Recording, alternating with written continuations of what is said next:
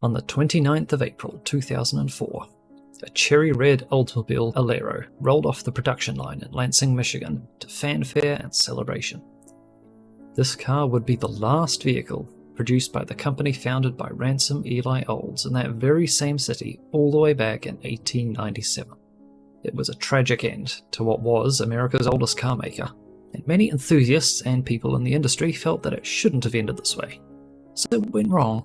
As always, that's complicated.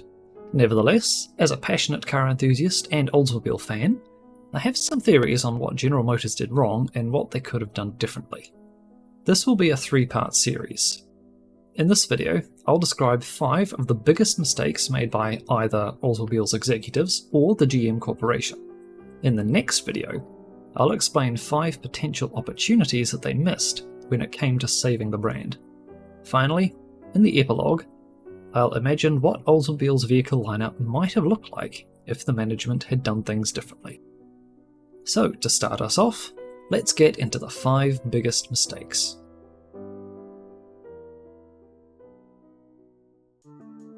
As we all know from Jaguar's recent antics, advertising has a huge impact on a company.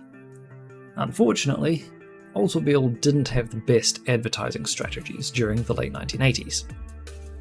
The worst of their campaigns was, "This is not your father's Oldsmobile." Essentially, they were telling their existing customers, "Go away, Gramps, our cars are for cool kids only." As it turned out, the cool kids didn't buy the cars, and the formerly loyal customers switched to other brands like Buick. It also ignored the fact that your father's Oldsmobiles included icons like the 442 and the Toronado. For a company to disregard its own history is a bad move, as we've seen again with Jaguar.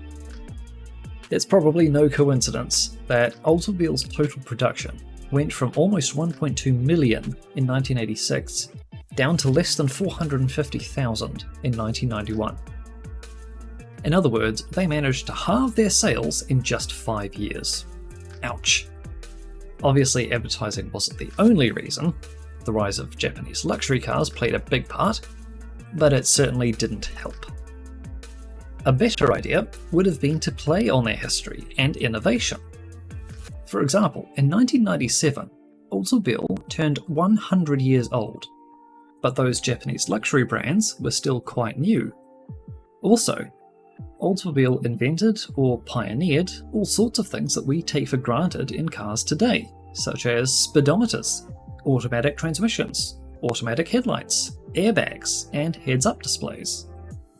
That kind of marketing might have been attractive to tech-minded customers, who are usually younger than traditional buyers, exactly what Oldsmobile was looking for. Essentially, the executives were trying to change their customer base instead of expanding it, which really isn't a good idea overall. It's much better business to keep existing customers while attracting new ones, just in case the plan doesn't work as well as hoped. In Oldsmobile's case, the plan didn't work out. Speaking of plans, that leads us to the next big mistake.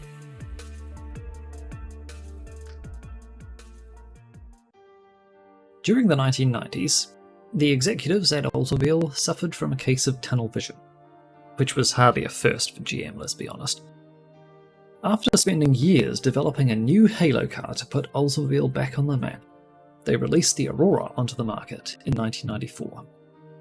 It was a stunner. The design looked like nothing else on the market, one of the few times a production car still looked like a concept. It had a unique engine, a 4-litre V8 based on the Cadillac Northstar. It had a driver-focused cockpit. It was a luxury cruiser meant to compete with imports like Lexus and Mercedes. It was a spiritual successor to the Toronado, and eventually the 98. It would lay the groundwork for the next generation of Olds. There was just one problem. The Aurora certainly attracted new customers into showrooms, but not all of them could afford the thing. The idea was that customers could be introduced to the new smaller cars in the lineup. The trouble was, those cars wouldn't appear in showrooms for several more years. Basically, Oldsmobile put all their eggs in one basket. The Aurora only had one trim level, a V8 engine and a high price, so it wasn't a proper successor to the V6-powered Tornado in '98, which were more affordable. It couldn't steady the ship until the other new cars arrived, not sustainably, and certainly not for several years. Meanwhile, Oldsmobile was producing a vehicle that was still selling like hotcakes even after many years on the market, the Cutlass Sierra. It was a cousin to the Buick Century, which was also extremely popular. But instead of capitalizing on a successful product, they kind of forgot that it existed. In fact, they were almost embarrassed to have it on their showrooms, especially next to the Aurora, which couldn't be more different. Finally, in 1996, the Sierra line came to an end. However, there was nothing to carry on the success. Oldsmobile's managers were so focused on the new generation of vehicles that they neglected to take advantage of their best-selling model. True, the Sierra was technically replaced by the N-body Cutlass in the US market. However, that car wasn't a proper successor, which I'll discuss in the next video. In short, Oldsmobile abandoned their cash cow without a successor model to keep sales going, while they pinned all their hopes on a full-size luxury car that was out of reach for most customers. That was a very poor business decision, and easily one of their biggest mistakes. Sadly, it wouldn't be the last.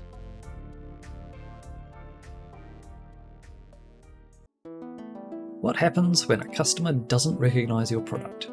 They're not inclined to buy it. Many people would prefer to go with something familiar instead of something new and unknown. That's a concept that seems to be lost on General Motors. Sure, the Lexus brand was new, and people still loved it, but its parent company was Toyota, which was well known and loved. Toyota doesn't change its model names either.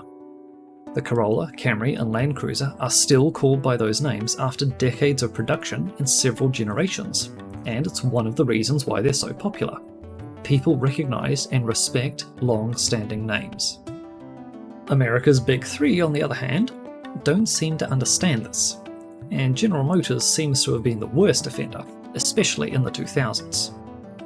Buick had historic names like Century, Regal, LeSabre, Roadmaster, gone away in favour of Lacrosse, Lucerne, Terrazza, Rendezvous. Pontiac had famous models like the Bonneville, Grand Prix, Grand Am, Firebird, and then their model names became G insert number here, G3, G5, G6, G8. Were they trying to set up an international conference or something? Even Cadillac did it. They had iconic model lines such as the Seville, DeVille, Eldorado, Fleetwood, replaced by three-letter initialisms like CTS, DTS, STS, SRX, XLR. What a shame. Then of course we have Oldsmobile, with their Cutlass moniker originating in the 1960s, and the 88 and 98 lines dating back to the 40s. And then they just threw them away. The 88 and 98 went away in the 90s without a direct successor. The Aurora was supposed to take their place. The Cutlass Sierra met a similar fate, and the Cutlass Calais was replaced by the Achiever and then the Alero. The Cutlass Supreme nameplate was ditched at the last minute and replaced by Intrigue. Why did they think that would work? The Supreme part was a bit redundant at that point, sure, but they should have at least called that car the Cutlass, for two reasons.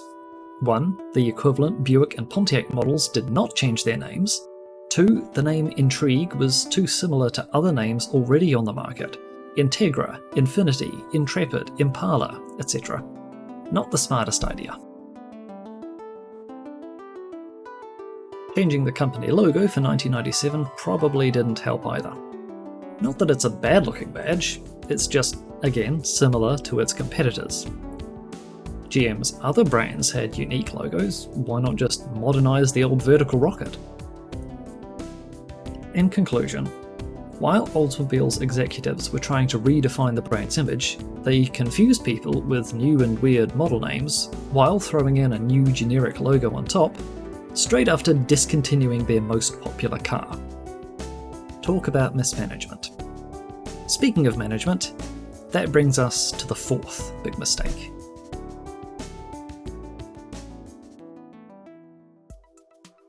Oldsmobile went through 5 general managers in their last 15 years, and each of them had different backgrounds and different objectives.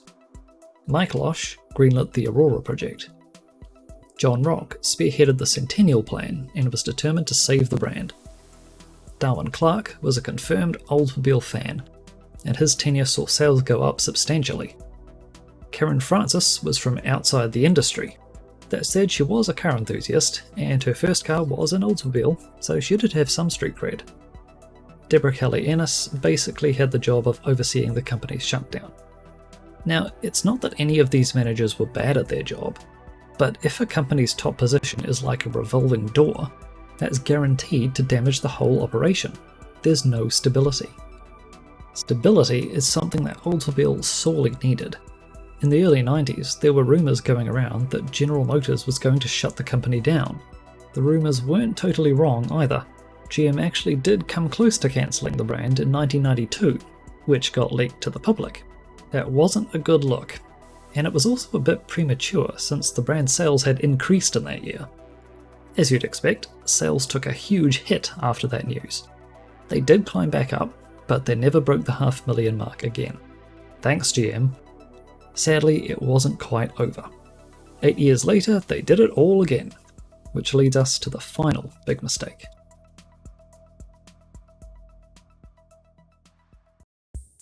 Oldsmobile introduced the Centennial Plan in 1992, a project designed to revitalise the brand after coming so close to being shut down. It kind of worked, although it was marked by its own mistakes, such as getting rid of long-running familiar names and throwing away their best-selling model line, but I've already talked about that. Other parts of the plan were working. Their vehicles were stylish and interesting, unlike Buicks of the time. Sales hit their nadir in 1997, which is quite sad since it was their centennial year, but they climbed back up thanks to the new models. Also, due to the company's efforts, buyers were getting more diverse, and the new cars were popular. Their goal for 1999 was to move 400,000 Oldsmobiles annually, which they achieved in that same year. Things were looking up. In fact, that year, GM was even talking about building 2 new factories in the Lansing area.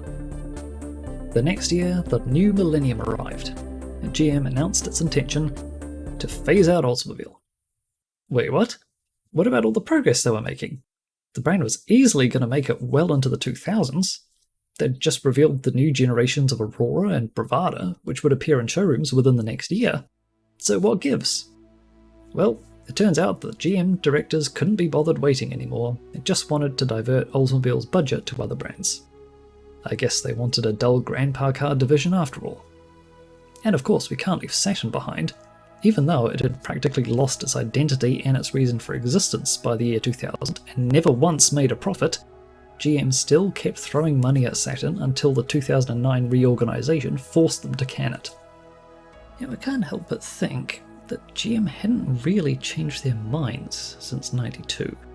It seems like they still wanted to get rid of Oldsmobile anyway, they just gave it a little more time to keep certain people happy. Maybe, and this is a bit of a tinfoil hat moment, maybe that's why the top brass were annoyed by John Rock's efforts to save the brand, and why achieving that sales goal in '99 made no difference to Oldsmobile's survival.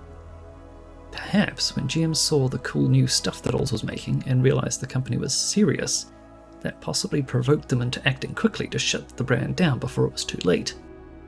Again, that's pure speculation, so take it with several pinches of salt. In any case, GM said it was Oldsmobile dealers' fault for not selling enough cars, which is a bit rich considering the corporate antics we've just discussed. Anyway, the mistake was the timing of the phase-out. For one thing, when GM closed brands like Holden, Pontiac and Saturn, they gave us only a year's notice. But when they closed Oldsmobile, they phased it out over 4 years. That was way too long. However, their biggest mistake was announcing the decision when they did, in 2000, just as the brand's comeback was taking shape. They should have either given Olds a few more years, if they were serious about saving it, or phased the brand out back in the 90s like they wanted to. Giving Oldsmobile just enough time to make a serious bid for survival and then pulling the rug out just as it was starting to work was a bad move by GM's directors. Don't give people false hope like that. Well, that finishes my list of 5 big mistakes.